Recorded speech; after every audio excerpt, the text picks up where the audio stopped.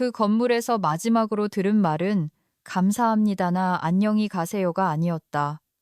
그것은 그동안의 노고는 인정하지만 강지한 씨, 즉시 해고입니다. 당신의 직무는 해체되었습니다. 라는 통보였다.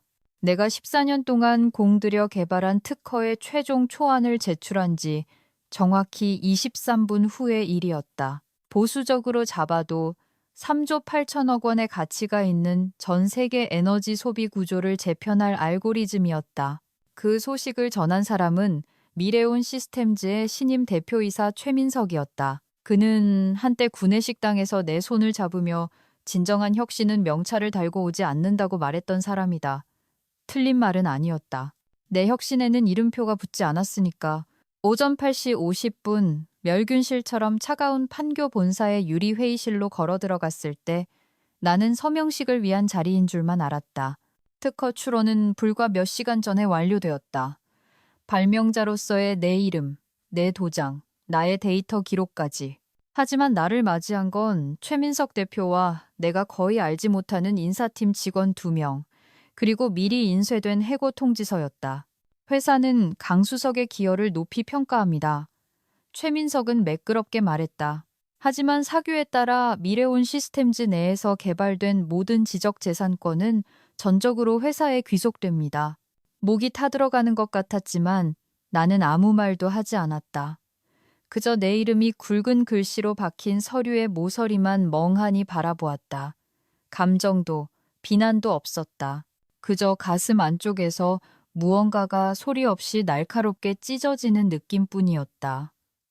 고개를 끄덕였던 기억이 난다. 자리에서 일어날 때 의자가 바닥을 긁는 소리, 그리고 문을 밀고 나갈 때 손잡이가 얼마나 차가웠는지 기억한다. 그게 다였다. 나는 소란을 피우지 않고 나왔다. 시위도, 협박도 없었다. 배신은 항상 소리를 지르는 것이 아니다. 때로는 조용히 접혀 갈비뼈 사이에 연약한 조직을 파고들며 기다린다. 나는 지하 주차장 차 안에 앉아 내가 만든 모든 것의 백업이 담긴 USB 드라이브를 꽉 쥐고 있었다. 그리고 무슨 이유에서인지 나는 마지막으로 특허 제출 포털에 접속했다. 파일이 수정되어 있었다. 내가 한 것이 아니었다. 발명자란에 내 이름 대신 미래온 컨소시엄이 적혀 있었다. 타임스탬프는 오후 11시 4분. 내가 제출하고 5시간이 지난 시각이었다. 그 순간 나는 혼란스러움을 멈추고 계획을 세우기 시작했다. 어머니가 돌아가시던 날 밤 남긴 음성 메시지 소리는 잊을 수 없다. 지아나, 일하느라 바쁜 거 안다. 그냥 사랑한다고 말하고 싶었어. 내일 걱정은 말고. 우리 곧 보자. 나는 미래온 시스템즈의 어두운 휴게실 자판기 사이에 주저앉아 그 메시지를 들었다. 당시 나는 국가 전력망 전체를 마비시킬 수 있는 순환정전 사태를 막느라 필사적이었다. 그날 밤 나는 4개의 방화벽을 우회하여 수동으로 전력 노드를 재라우팅했고 2년 전 내가 작성한 패치 프로토콜을 사용해 다운된 클러스터를 원격으로 재부팅했다. 위기는 넘겼고 시스템은 버텼지만 나는 어머니의 발인을 지키지 못했다. 사람들은 종종 묻는다. 대체 어떤 사람이 회사에 그렇게까지 헌신하느냐고. 진실을 말하자면 나는 회사에 헌신한 것이 아니었다. 나는 그 아이디어에, 사명에, 그 작업 자체에 헌신했다.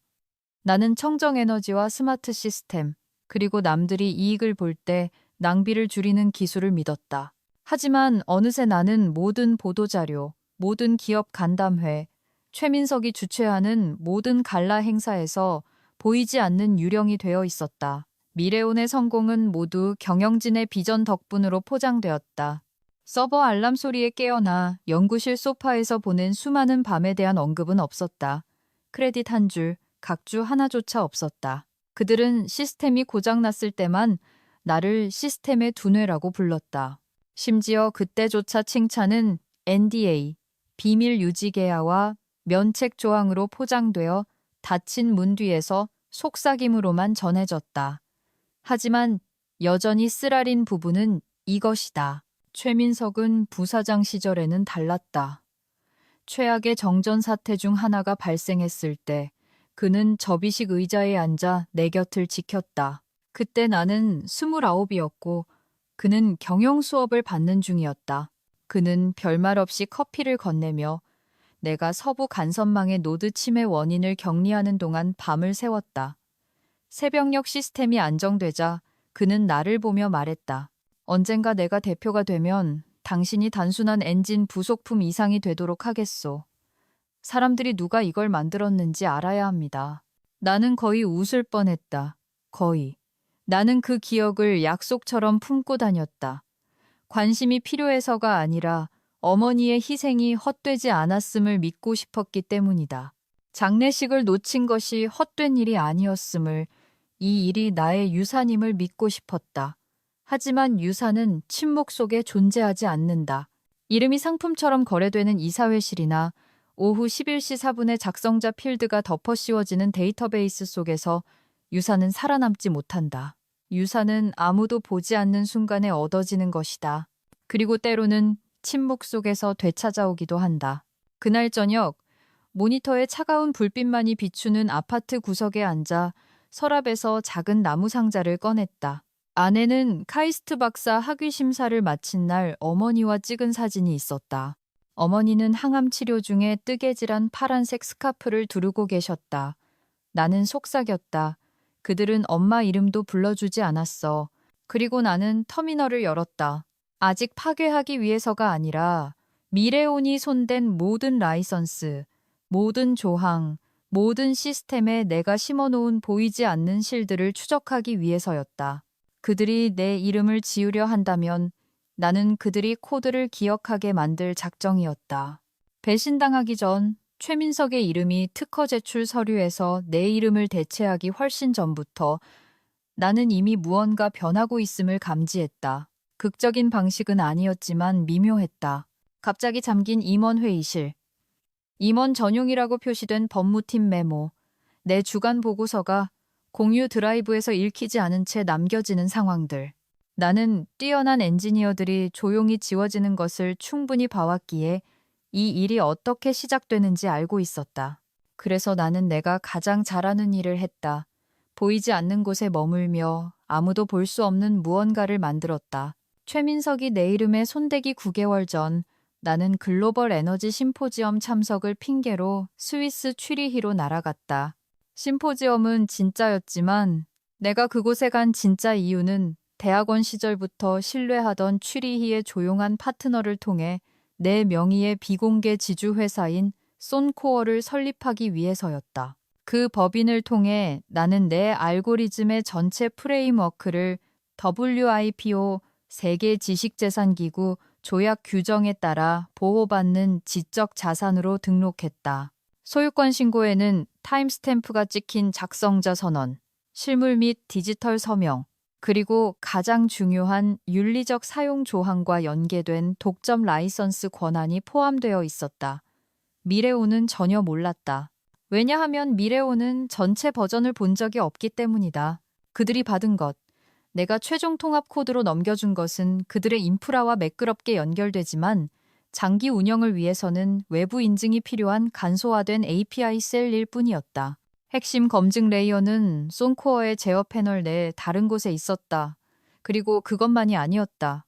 리히텐슈타인 법인 설립 후 7개월 동안 나는 유럽, 북미, 아시아 전역의 48개 기업에 조용히 손을 내밀었다. 지속 가능한 인프라 솔루션을 찾고 있지만 미래온에 부풀려진 수수료와 갑질에 묶이기를 원치 않는 기업들이었다. 그들 모두 쏜코어 AG와 라이선스 계약을 체결했다. 그들은 3가지 조건에 동의했다. 1. 코드는 버전 임계값 이상으로 수정될 수 없다. 2. 저작권을 주장하려는 시도는 라이선스를 무효화한다. 3. 원작자나가 비윤리적인 조건으로 제거될 경우 라이선스는 즉시 취소될 수 있다. 간단하고 효율적이며 합법적이었다. 미래오는 그저 목록에 있는 또 다른 클라이언트일 뿐이었다. 사실 그들은 라이선스 ID 27, 내부 파일럿 클라이언트로 분류되어 6개월 갱신 조건으로 등록되어 있었다. 그들은 더 요구하지 않았다. 물어볼 생각조차 못했으니까. 최민석의 팀은 그 코드가 내부 IP 계약에 따라 증여된 것으로 가정했고 그가 절대 읽지 않는 방대한 입사 서류 속에 묻혀 있다고 생각했다. 그들이 제한 사항을 알아차렸을 때는 이미 그것에 의존하고 난 뒤였다. 그들이 소유권이 없다는 걸 깨달았을 때 그들은 이미 그것으로 전 세계의 사업을 확장한 상태였다. 이 세상에서 통제란 소유권에 관한 것이 아니다. 남들이 간과하는 것을 이해하는 것이다. 그날 저녁 나는 송코어 라이선스 매트릭스를 스크롤했다. 기업, 지역, 만료일, 조항, 플래그가 한 열씩 보였다. 각 항목은 녹색으로 빛나고 있었고 검증된 최신 상태였다. 알고리즘은 어디에나 있었다. 덴마크의 스마트 그리드, 캐나다의 철도 물류 최적화, 뉴질랜드의 적응형 태양광 부하 분산 시스템까지. 그 모든 운영이 내 코드 위에서 돌아가고 있었다. 요란한 승리감은 아니었다. 그저 고요하고 단단하게 쨋을 내린 기분이었다. 너무 오랫동안 투명 인간으로 지내다 보면 진짜 승리는 보여지는 것이 아니다. 그들이 당신이 오는 것을 전혀 보지 못하는 동안 당신이 줄곧 그 중심에 있었다는 것을 아는 것이다. 그때 나는 미래온의 행을 클릭했다. 라이선스 아이디 27 플래그 발생. 윤리적 위반 검토 진행 중. 그들은 아직 몰랐지만 시스템은 이미 그들을 감사 대상으로 표시해 두었다.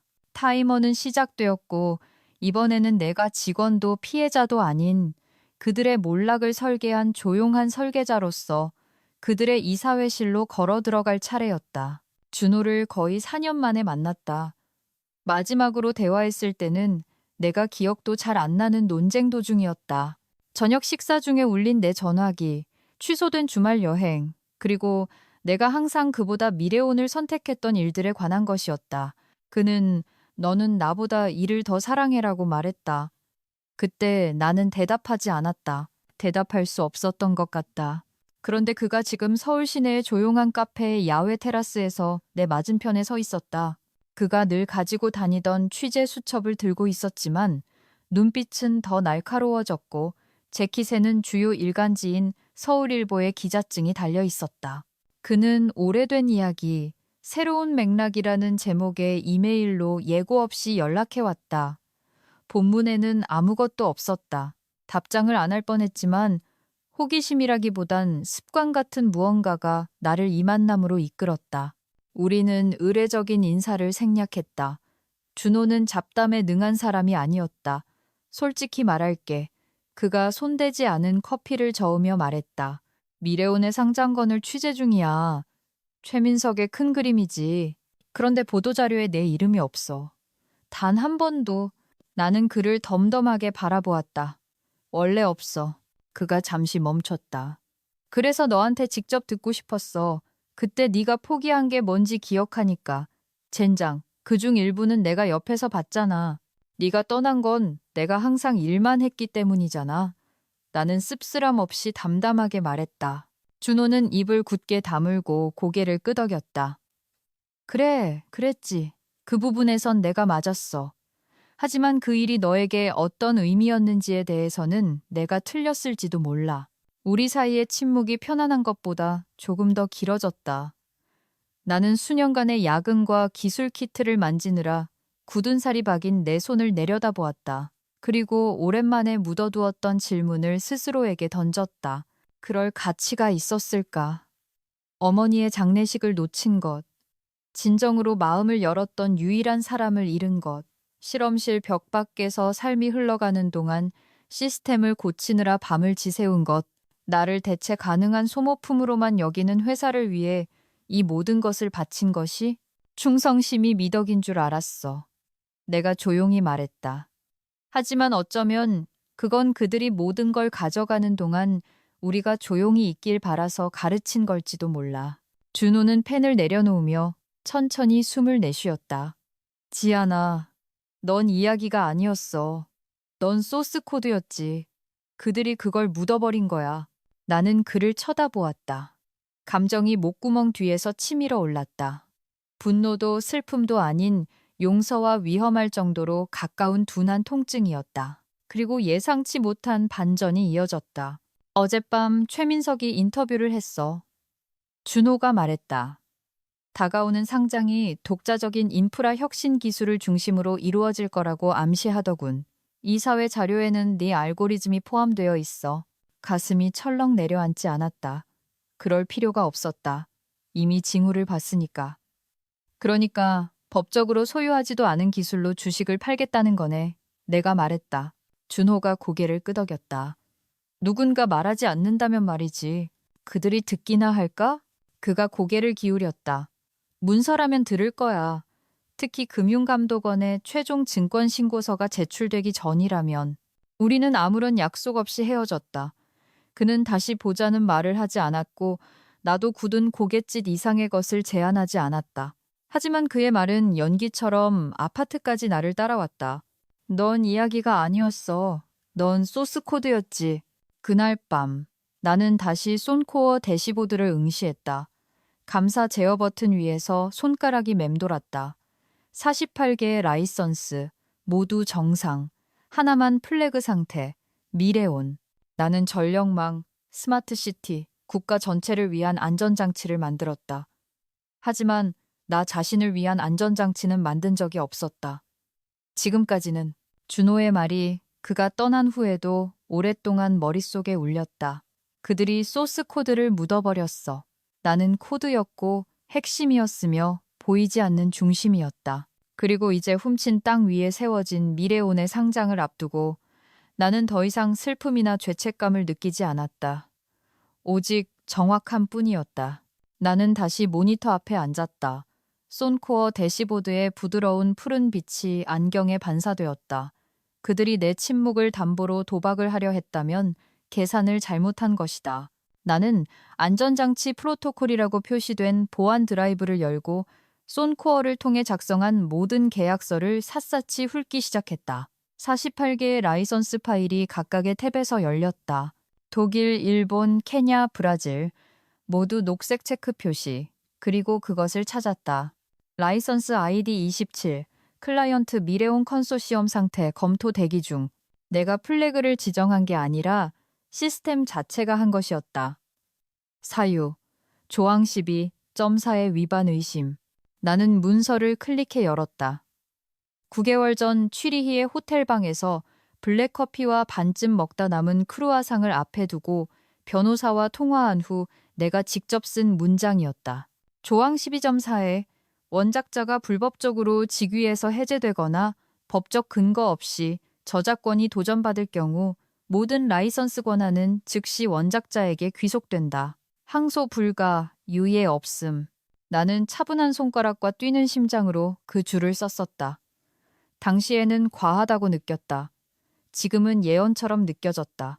나는 최민석의 이름이 특허에 나타난 날부터 조용히 구축해온 증거자료 전체를 다운로드했다. 특허 포털에 제출 타임스탬프, 메타데이터 로그, 쏜코어 A0에 공증된 IP 양도 서류, 48개 라이선스 기업의 입금 내역, 모든 서명된 계약서 사본, 내 커서는 취소 준비 도구 위에서 맴돌았다. 시스템이 증빙 서류를 요청했다. 나는 모든 것을 업로드했다. 서명을 요구했다. 서명했다. 확인 화면이 로드되었다. 조항 12, 사회에 따라 전체 라이선스 재검토를 시작합니다. 진행하시겠습니까? 클릭하지 않았다. 아직은. 대신 암호화된 받은 편지함을 열어 마지막 법적 질의를 보내려는데 이소희 대리로부터 온 새 메시지가 와 있었다. 제목, 당신은 진실을 알 자격이 있어요. 첨부 파일, 내부 메모 미래온 임원회의, 녹취 mp3. 소희, 내가 미래온에 있을 때 법무팀 보조였다. 조용하고 예리하며 신뢰할 수 있는 친구였다. 메시지는 짧았다. 저한테 들은 거로 하지 마세요. 하지만 그들이 그냥 넘어가는 걸 지켜볼 수 없었어요. 강수성님, 해고된 다음 날 비공개 회의 녹음입니다. 최 대표는 알고 있었어요. 항상 알고 있었어요. 파일을 클릭하는 손이 미세하게 떨렸다. 최민석의 목소리가 자신만만하고 차갑게 흘러나왔다.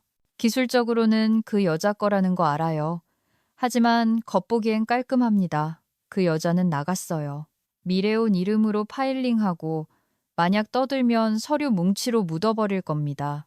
지적 재산권은 누가 아이디어를 냈느냐가 아니라 누가 내러티브를 소유하느냐의 싸움입니다.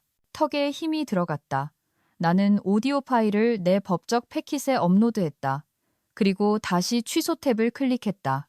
라이선스 아이디 27 미래온 컨소시엄에 대한 취소를 시작하시겠습니까?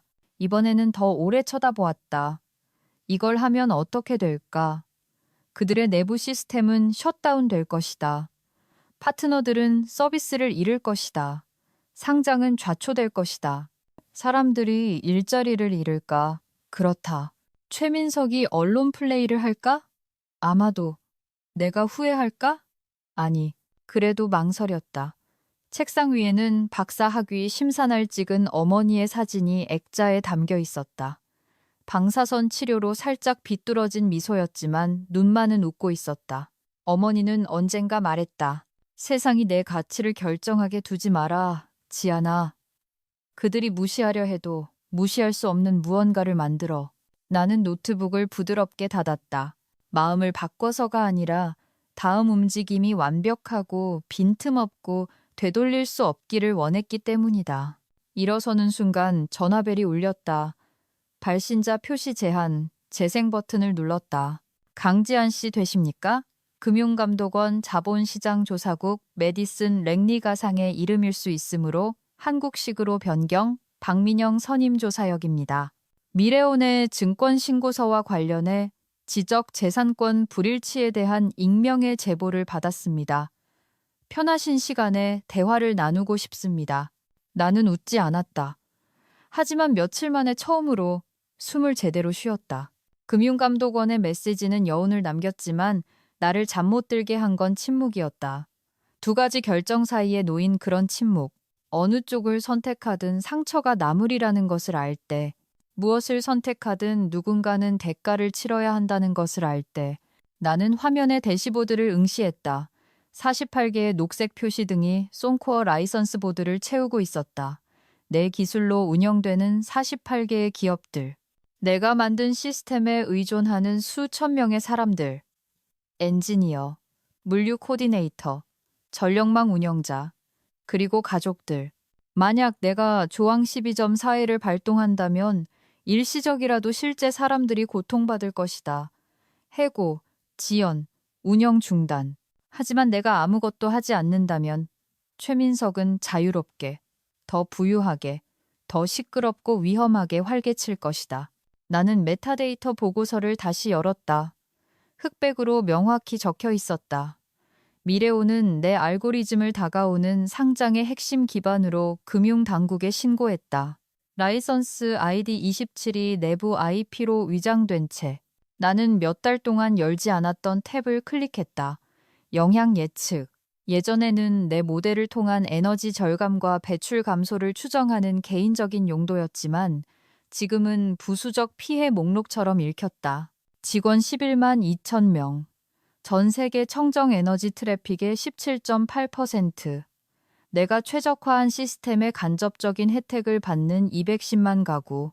한 사람을 막기 위해 이들 모두를 얼려버려야 할까? 시선이 책상 위 낡은 나무 액자에 머물렀다. 항암 치료 내내 두르고 있던 파란 스카프를 맨 어머니. 나는 그 옆에 있던 작은 녹음기를 집어들었다. 수년간 재생하지 않은 파일이었다. 지아나, 때로는 그 두 선이 아주 가까워질 때가 있어. 하지만 왜 시작했는지를 기억한다면 내 손은 어디서 멈춰야 할지 알 거야. 끝부분에서 어머니의 목소리는 갈라졌지만 신념은 흔들리지 않았다. 내가 완전히 숨을 고르기도 전에 전화가 다시 울렸다. 발신자 표시 제한, 지역번호는 도쿄, 나는 받았다. 강지한 씨? 목소리는 직설적이고 침착했다. 마리아 그리드 솔루션즈의 COO 엘레나 마츠오카입니다. 우리는 당신의 라이선스 파트너 중 하나입니다. 네, 내가 조심스럽게 대답했다. 무슨 문제라도 있나요? 그녀의 목소리가 굳어졌다. 오늘 아침 미래온에서 보낸 것으로 보이는 통신문을 받았습니다. 쏜코어와의 라이선스가 무효라고 주장하더군요. 자기들을 통해 직접 갱신하라고 제안했습니다. 나는 똑바로 앉았다. 거짓말입니다. 당신의 라이선스는 유효합니다. 원래 비용의 10배를 요구하고 있습니다. 그녀가 말했다. 즉시 효력이 발생하며 불응 시 접속을 차단하겠다고 협박하더군요. 피가 차갑게 식었다. 우리가 당신과 계약한 건 발명가를 보호한다는 점 때문이었습니다. 당신의 윤리를 믿었어요. 만약 그게 변했다면 지금 말해주세요. 말이 나오지 않았다. 하지만 내 방향을 명확히 할 만큼의 분노는 충분했다. 전화를 끊은 뒤 나는 다시 화면으로 돌아갔다. 미레오는 이제 단순히 훔치는 게 아니었다. 그들은 훔친 것을 무기화하여 파트너들을 괴롭히고 내러티브를 조작하며 나를 믿어준 회사들을 갈취하고 있었다. 그들은 내가 무고한 사람들을 보호하기 위해 침묵할 것이라고, 그들이 이익을 챙길 때까지 망설일 것이라고 도박을 걸고 있었다. 하지만 그들은 한 가지를 잊었다. 이 코드는 내 것이었다. 그리고 정의는 영원히 기다려주지 않는다. 나는 대시보드의 빨간 버튼 위로 마우스를 가져갔다. 글로벌 취소 조항 12.4의 발동. 나는 클릭했다. 시스템이 확인을 요청했다. 확실합니까? 이 작업은 되돌릴 수 없습니다. 나는 눈을 감고 어머니의 기억에 속삭였다. 그들을 다치게 하려는 게 아니야. 그 사람을 멈추려는 거야. 클릭. 대시보드가 일렁이더니 깜빡거렸다. 하나씩. 48개의 라이선스 아이디가 순차적으로 번쩍였다. 취소됨. 시스템은 미래온을 가장 먼저 잠갔다. 그리고 마지막 메시지가 나타났다. 라이선스 아이디 27을 제외한 모든 파트너에게 제 라이선스 옵션을 통지하시겠습니까? 나는 얘를 선택했다. 창밖 도시는 여느 때처럼 움직이고 있었다. 사람들은 길을 건너고 사무실 불빛은 깜빡이고 택시들은 차들 사이를 누볐다. 하지만 이 방 안에서 규칙은 바뀌었다. 그리고 이번에는 내가 규칙을 쓰는 사람이었다. 글로벌 취소를 누르는 순간 내 안에 무언가가 고요해졌다. 무감각해진 게 아니라 조용해졌다. 리셋 직전의 통제실 같은 고요함, 경보도, 깜빡이는 불빛도 없이 시스템 전체의 전환을 시작하는 단 하나의 명령어 클릭 소리만 남았다. 하지만 끝난 게 아니었다. 최민석이 즉각 반격할 것을 알았다. 보도자료, 법적 위협, 교묘하게 짜인 부인 성명. 누군가 유출이 어디서 시작됐는지 눈치채기 전에 그는 물을 흐리려 할 것이다. 그래서 나는 분노가 아닌 문서로 그보다 앞서야 했다. 나는 안전장치 프로토콜 보안 드라이브를 열었다. 안에는 단독 발명자 및 IP 도용 진술서라는 제목의 초안이 있었다. 몇 달 전 만약의 사태를 대비해 종이 방패로 만들어둔 것이었지만 이제 그것은 내 칼이 되었다. 한 줄 한 줄 진술서를 업데이트했다. 정확하고 법적으로 반박 불가능하게 알고리즘에 대한 나의 저작권, 송코어 에이지 하이 독점 라이선스, 그리고 최민석이 특허를 미래온 이름으로 출원함으로써 위반한 조항들을 명시했다. 그리고 마지막 부분을 추가했다. 해당 날짜의 미래온 컨소시엄은 송코어 인프라 알고리즘에 보호된 코드베이스를 직접 복제한 특허를 제출했다. 이 제출은 지적재산의 무단 탈취에 해당한다. 서명, 암호화, 날짜 기입 완료. 하지만 아직 부족했다. 제출하기 전에 모든 증빙 서류가 완벽한지 확인해야 했다. 아카이브 폴더를 샅샅이 뒤졌다. 계약서, 라이선스 동의서, 소스 코드에 대한 타임스탬프 커밋들. 그러다 거의 본능적으로 몇 년 동안 열지 않았던 폴더를 클릭했다. HR 승인 2019. 안에는 입사교육 세션에 스캔된 PDF, 장비 로그, 그리고 내가 저장한 기억조차 없는 문서가 있었다. 비밀 유지 계약서 최민석 부사장 2019년 6월 12일 서명. 맥박이 느려졌다. 파일을 열었다.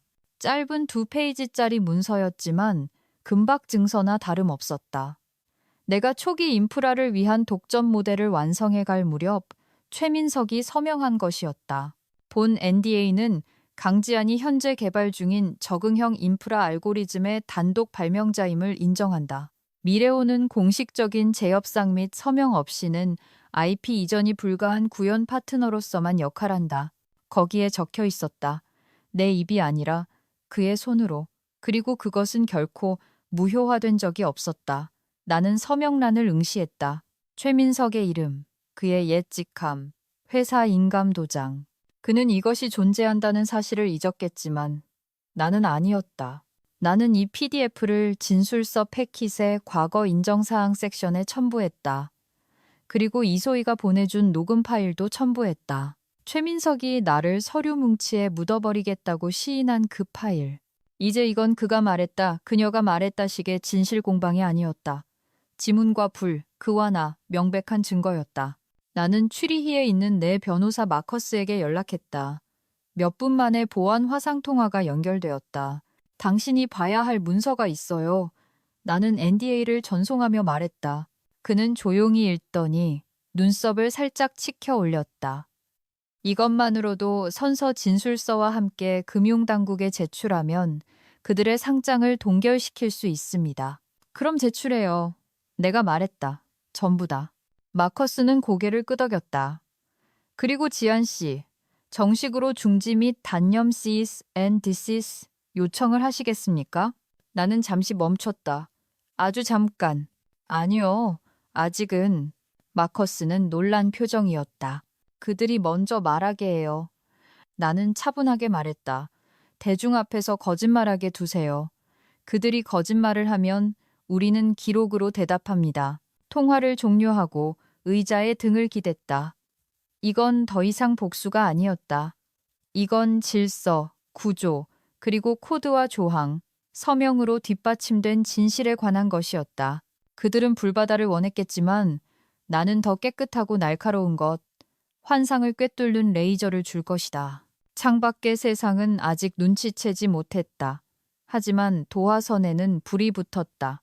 그리고 헤드라인이 터져나올 때 분명 터져나올 테니까 내 이름은 더 이상 누락되지 않을 것이다. 그들이 삭제할 수 없는 유일한 것이 될 테니까. 진술서를 제출한 다음 날 아침, 나는 승리감에 도취되어 깨어나지 않았다.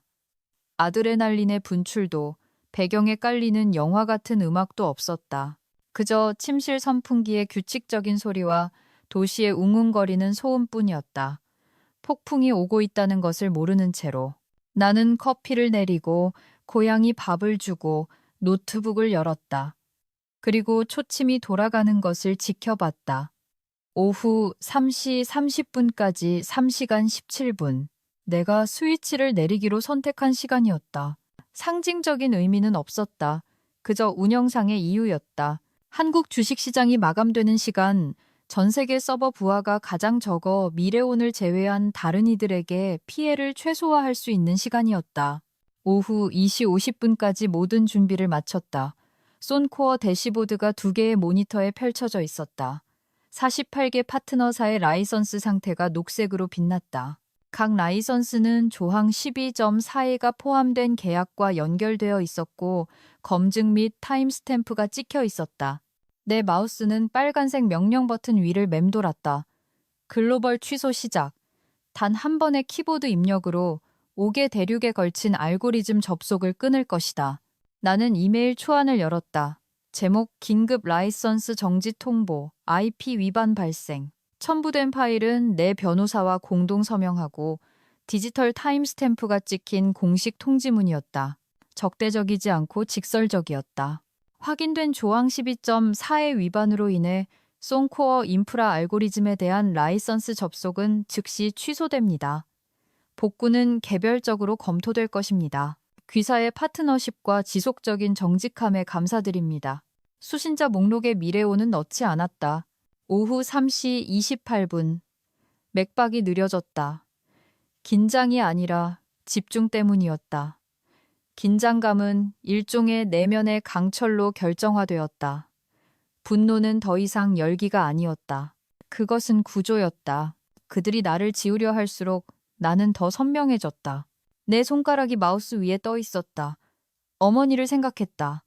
정직이 언제나 중요할 것이라 믿으며 내가 일하는 모습을 지켜보던 수천 시간을 훔친 것 위에 세워진 상장을 준비하며 코너 오피스에 앉아있을 최민석을 생각했다. 그리고 클릭했다. 오후 3시 30분 명령이 실행되었다. 하나둘씩 라이선스 항목이 녹색에서 빨간색으로 깜빡였다. 취소됨. 라이선스 아이디 3 마드리드 취소됨. 14 싱가포르 취소됨. 27 미래온 컨소시엄 취소됨. 내 눈은 마지막 항목에 고정되었다.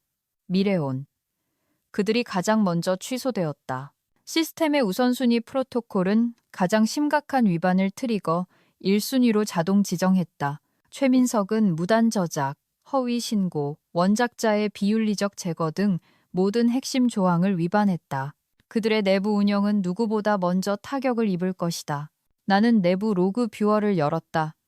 미래온의 내부 시스템이 연쇄적으로 락다운 잠금 상태로 빠져들기 시작했다. 데이터 액세스 실패, 스케줄링 엔진 오프라인, 심지어 공장 초기화된 내 에너지 AI 맞춤형 버전으로 운영되던 사옥의 스마트 환경 제어 시스템마저 꺼졌다. 나는 인프라 팀장으로서의 마지막 달에 연결해 두었던 보안 카메라 피드로 화면을 전환했다. 더 이상 접속 권한이 없어야 했지만 나는 가지고 있었다. 화면은 미래온의 메인 서버실을 비췄다. 깜빡이던 LED의 바다가 갑자기 어두워졌다. 엔지니어들은 찰나의 순간 멍하니 서 있었다. 그 다음은 혼란이었다. 키보드를 두드리는 다급한 손길, 전화기를 귀에 댄 모습들. 누군가 노트북을 떨어뜨렸다. 누군가는 케이블을 뽑으며 마이크를 통해 들릴 정도로 크게 욕설을 내뱉었다. 그리고 그 프레임의 중앙에 관자놀이가 희끗희끗한 남색 정장의 남자가 서 있었다. 최민석, 죽어버린 서버벽을 멍하니 응시하며 입을 약간 벌린 채 숨이 따친 제국을 바라보고 있었다. 나는 의자에 몸을 기댔다. 웃지도 울지도 않았다. 그저 숨을 쉬었다. 놓아버림에는 평화가 있었다. 안도가 아니라 완성이었다. 나는 레버를 당겼다. 복수심 때문이 아니라 침묵이 그들로 하여금 너무 오랫동안 너무 많은 것을 가져가게 했기 때문이다. 이건 파괴가 아니었다. 리셋이었다. 내 편지함에 불이 들어왔다.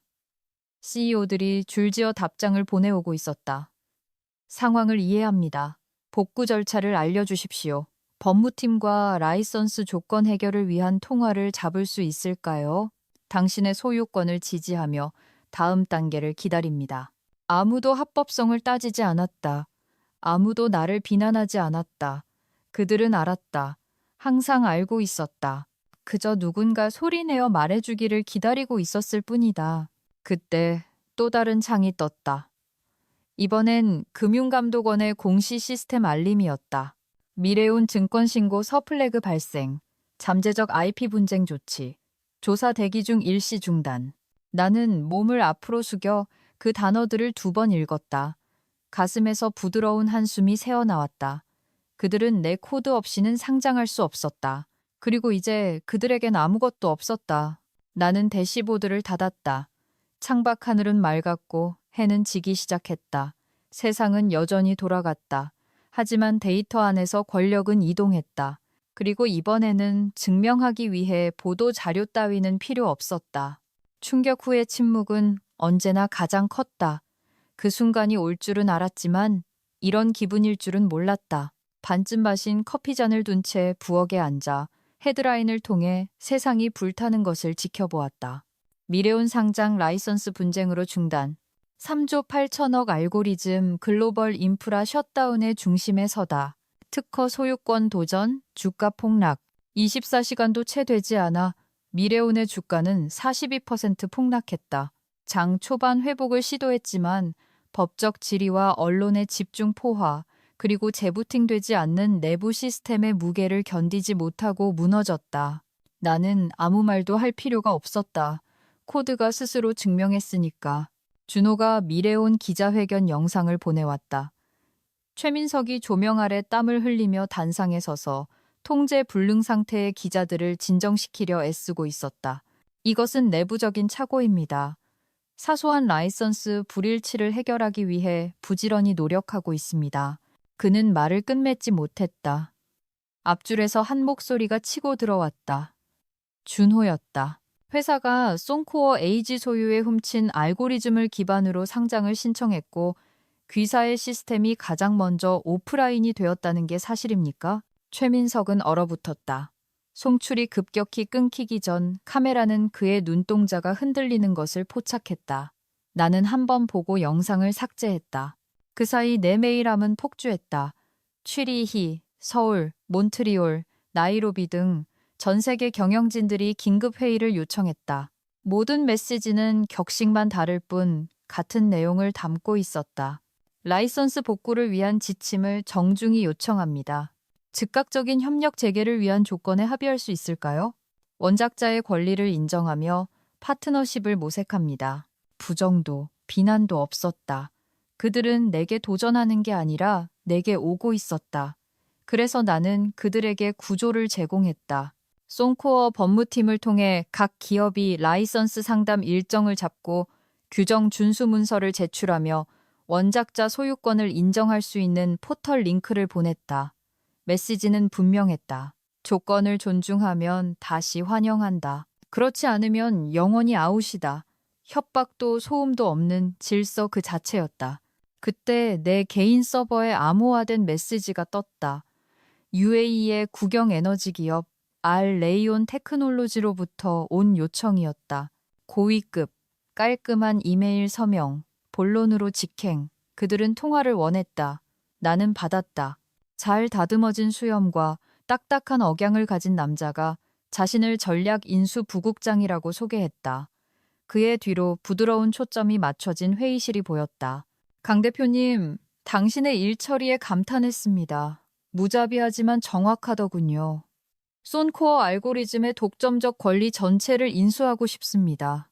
라이선스가 아니고요. 내가 물었다. 아니요? 그가 답했다. 연구 소유권입니다. 그리고 숫자가 제시됐다. 35억 달러 약 4조 6천억 원. 현금 일시불. 준비되셨습니까? 그가 말을 이었다. 우리와 함께라면 당신의 기술은 보호받을 겁니다. 절대 도난당하지 않고 희석되지도 않을 겁니다. 미래운 같은 상황으로부터 보호받을 겁니다. 당신의 영향력은 증명되었습니다. 우리가 그걸 증폭시켜 드리죠. 명확해서 유혹적이었다. 깔끔한 양도, 소송 없음, 뒷거래 없음. 최민석이 꿈꾸기만 했던 힘을 가지고 걸어나가는 것. 나는 잠시 멈췄다가 물었다. 왜 지금입니까? 그는 주저하지 않았다. 당신이 세상 사람들에게 그들의 시스템이 얼마나 취약한지 깨닫게 해줬으니까요. 어쩌면 그가 맞을지도 몰랐다. 하지만 나는 쏜코어를 돈 받고 팔려고 만든 게 아니었다.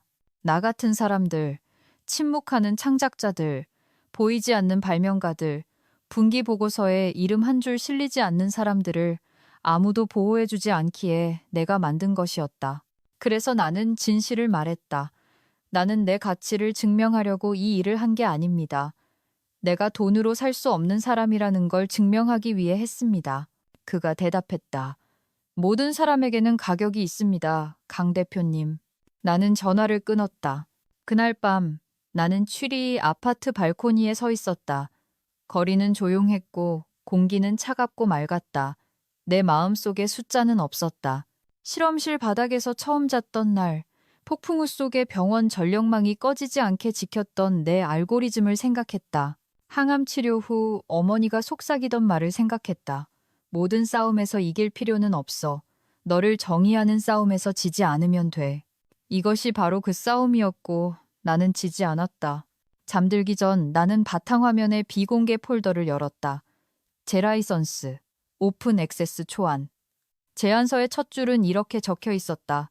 이 알고리즘은 발명의 존엄성을 지키는 모든 이들에게 무상으로 제공될 것이다. 판매용도, 침묵용도 아닌 임팩트를 위하여. 나는 초안을 저장하고 노트북을 덮었다. 세상은 내일도 내가 누구인지 확신하지 못한 채 깨어나겠지만 내가 무엇을 지지하는지는 정확히 알게 될 것이다. 오픈 액세스 초안을 완성한 다음 날 아침, 나는 서둘러 발표하지 않았다. 기다림에는 의도적인 무언가가 있었다. 전화가 올 것을 알고 있었다. 아직 내 다음 수를 발표할 필요는 없었다. 그가 침묵의 무게를 느끼길 원했다. 오전 9시 4분, 전화벨이 울렸다. 발신자 정보 없음. 하지만 누구인지 알 필요도 없었다. 나는 2번 울리게 둔 뒤 받았다. 지아나. 최민석의 목소리는 궁지에 몰린 사람의 억지스러운 차분함으로 갈라져 있었다. 내 말을 들어주길 바란다. 나는 대답하지 않고 듣기만 했다. 이봐, 일이 너무 커졌어. 이렇게까지 갈 생각은 아니었어. 우린 한때 파트너였잖아. 미래온을 같이 세웠고 해결책을 찾을 수 있어. 그의 말투는 이성적이고 절제된 척하려 했지만 모든 단어가 절박함의 압력에 짓눌려 있었다. 나는 그가 책상 뒤를 서성거리며 소매를 걷어올리고 턱에 힘을 준 채 옆방에서 PR팀이 지시를 기다리고 있는 모습을 상상했다. 나는 5초를 꼬박 기다린 뒤 대답했다. 당신은 자신 말고 다른 사람을 생각해 본 적이 있나요, 대표님? 수학이 넘어가 조용해졌다. 당신은 단순히 특허에서 내 이름을 뺀 게 아니에요. 당신은 헤드라인 하나를 위해 48개 기업의 생존을 담보로 잡았어요. 거짓말을 쌓아놓고 내가 그걸 삼킬 거라고 기대했죠. 당신은 그걸 비즈니스라고 불렀지만 나는 배신이라고 부릅니다.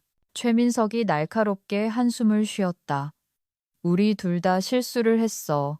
인정해. 하지만 고칠 수 있어. 당신을 CTO, 최고 기술 경영자로 복귀시키겠어. 최고의 대우로 구조조정하고 지분도 주고 원하는 건 뭐든지 다 서면으로 남겨주지. 그래서요? 내가 말했다. 아무 일도 없었던 척 하자고요? 당신이 1조 원짜리 가치평가 아래 나를 묻어버리려 했던 적이 없던 것처럼? 지아나. 그가 목소리를 부드럽게 하며 말했다. 누구나 가격이 있어. 내 가격은 아직 맞춰지지 않았을 뿐이야. 그거였다. 그 문장, 그 마지막 못. 나는 돌처럼 단단하게 의자에 등을 기댔다. 내가 고작 당신네 식탁 한 자리를 차지하려고 이렇게 싸웠다고 생각해요? 내가 식탁을 차려주겠다는 거야. 그가 다시 시도했다. 받은 제안이 뭐든 맞춰주겠어. 3배로 주지. 그게 필요하다면. 미래온의 돈은 필요 없어요. 내가 단호하게 말했다. 내가 원하는 건 당신 같은 사람이 남의 것을 훔쳐갈 수 없는 미래예요.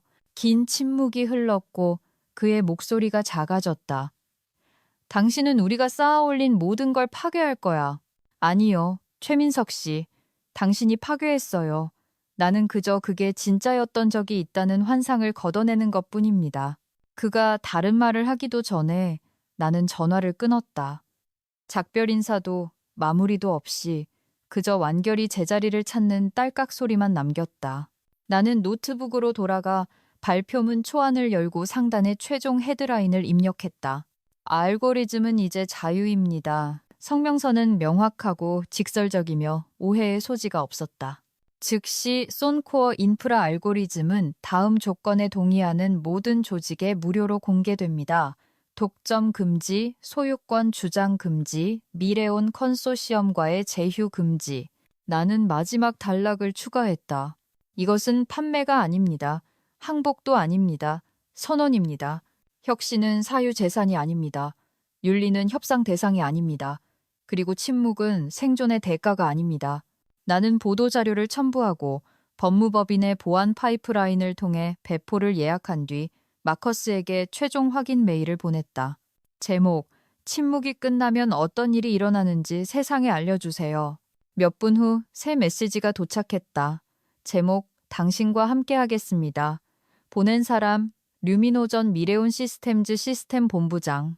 강수성님, 오늘 아침 사직했습니다. 저 외에 사명도 같이요. 당신이 모든 걸 걸고 싸우는 걸 지켜봤습니다. 우리가 우리 자신을 지켰어야 했는데요. 우린 단순히 당신을 응원하는 게 아닙니다. 당신과 함께 다시 짓겠습니다. 어디로 가면 될지 알려주세요. 나는 오랫동안 메시지를 응시했다. 놀라움이 아니라 조용한 깨달음으로. 이건 더 이상 복수가 아니었다. 시스템을 다시 쓰는 것이었다. 한 번의 퇴사, 한 번의 결정, 한 번의 용기로, 그리고 그것은 이미 시작되었다. 공포에 뿌리를 둔 권력은 항상 내부에서부터 무너진다는 것을 확인하는데 기자증이나 단상 같은 건 필요 없었다. 알고리즘은 공개되었다. 라이선스는 복구되었다. 그리고 세상은 조용하지만 확실하게 새로운 챕터로 이동했다. 내 메일함은 감사의 메시지, 제안 요청, 언론 문의로 넘쳐났다. 하지만 그날 아침 내가 열어본 유일한 메시지는 마커스에게서 온 것이었다. 제목, 시작됐습니다. 본문, 몇 시간 내로 그를 잡으러 갈 겁니다. 헤드라인이 뒤따랐다. 미래온 주주들, 최민석 대표 고발, 3조 8천억 붕괴 속 배임 및 특허 사기 혐의, 이사회 금융감독원 조사 중 최 씨의 소유 지분 동결 의결, 최민석이 한때 자랑하던 투자자들이 이제는 그가 허위 IP 주장을 하고 규제 신고를 오도했다며 소송을 제기했다. 이사회는 신속하게 움직였다. 그의 의결권은 박탈당했다. 48시간 만에 리더십 페이지에서 그의 이름이 사라졌다. 심지어 회사 소셜미디어 계정들도 그를 언팔로우했다. 잔혹하고 임상적이며 거의 외과 수술 같았다. 하지만 나는 웃지 않았다. 한 남자가 추락하는 걸 보려고 이 일을 한 게 아니었으니까. 나는 기계를 멈추기 위해 이 일을 했다. 하지만 세상은 그 불길 뒤에 있는 얼굴을 원했다. 더, 버지, The Verge, 테크크런치, 포브스, CNN 등에서 요청이 쏟아졌다. 10억 달러 제국을 멈춘 여성과의 단독 인터뷰. 한 이메일은 코드를 되찾은 이야기를 책으로 내자며 7자리 숫자의 선인세를 제안했다. 나는 모든 제안을 거절했다. 세상에 나를 설명할 필요는 없었다. 하지만 대학원 시절부터 조용히 팔로우해온 가디언지에 한 줄의 코멘트만 남겼다. 내가 그를 망친 게 아닙니다. 진짜 힘이 어디에 있는지 잊어버린 순간 그가 스스로 그렇게 만든 겁니다. 다음 날 아침 그것이 헤드라인으로 실렸다. 나는 기사를 열어보지 않았다. 그날 오후 보낸 사람 정보가 없는 밀봉된 봉투가 배달되었다. 겉면의 손글씨는 조심스럽고 망설인 흔적이 역력했다. 안에는 브랜드가 없는 크림색 편지지에 잉크로 쓴 편지가 들어있었다. 강지한 씨께. 제 이름은 최하은입니다. 최민석의 딸이에요. 저를 모르실 테고 아버지와 관련된 사람의 연락을 받고 싶지 않으시겠지만 이 편지는 꼭 써야 했습니다. 당신이 한 일은 단순히 사기를 폭로한 것이 아닙니다. 진실이 여전히 중요하다는 것을 사람들에게 상기시켜 주셨습니다. 당신이 힘을 실어준 엔지니어 중 일부는 제가 어릴 때 저희 집에서 일했던 분들입니다. 그분들이 떠나고 싶어 하면서도 그럴 수 없다고 속삭이는 걸 듣곤 했습니다. 당신은 그들이 잃어버렸다고 생각했던 무언가를 되돌려 주셨습니다. 당신은 제 아버지를 파괴한 게 아니에요. 당신은 그가 결코 듣지 않았던 사람들을 구했습니다. 감사합니다. 최하은 올림. 나는 편지를 한 번 읽고 조심스럽게 접어 서랍에 넣었다. 간직하고 싶어서가 아니라 그 집안의 누군가는 듣고 있었다는 것을 마침내 믿게 되었기 때문이다. 그날 저녁 나는 취리히의 좁은 거리를 산책했다. 카페는 학생들로 가득했다. 그중 한 무리가 노트북 위에 웅크리고 앉아 화면을 보며 열띤 토론을 벌이고 있었다. 지나가면서 얼핏 본 인터페이스는 쏜코어 오픈소스 버전이었다. 그중 한 명이 말했다. 이게 돈이 되는지는 상관없어. 그냥 드디어 공평해진 거야. 그들은 나를 보지 못했다. 그럴 필요가 없었다. 진정한 승리는 보여지기를 요구하지 않으니까.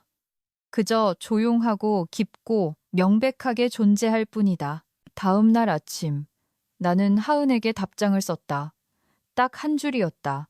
때로는 다시 짓는 가장 좋은 방법은 피해가 어디서 시작됐는지 아는 사람과 시작하는 것입니다. 그리고 전송을 눌렀다.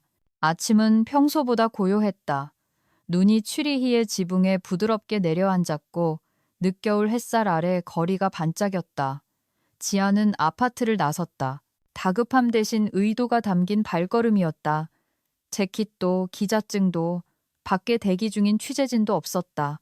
손에는 열쇠 하나뿐이었다. 그녀는 제펠트 거리의 오래된 건물로 걸어갔다.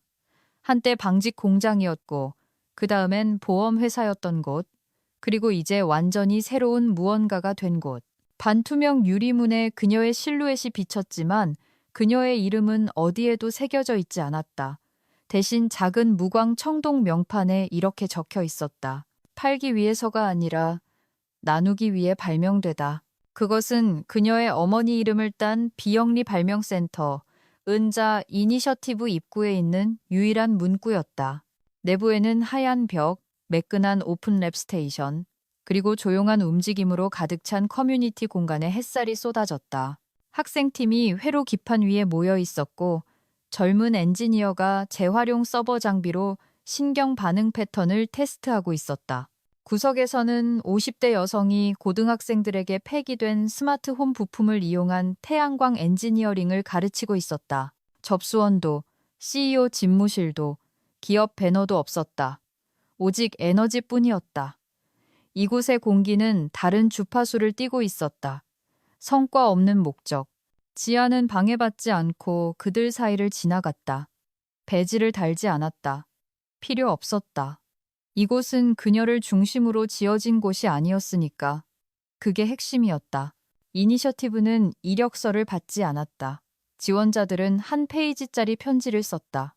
왜 무언가를 만들고 싶은가? 개인 이름으로 특허를 출원하지 않았다. 모든 프로젝트는 그룹 명의로 등록되었다. 엔지니어, 청소부, 배달원 등 역할에 상관없이 모든 기여자가 문서의 크레딧 페이지에 이름을 올렸다.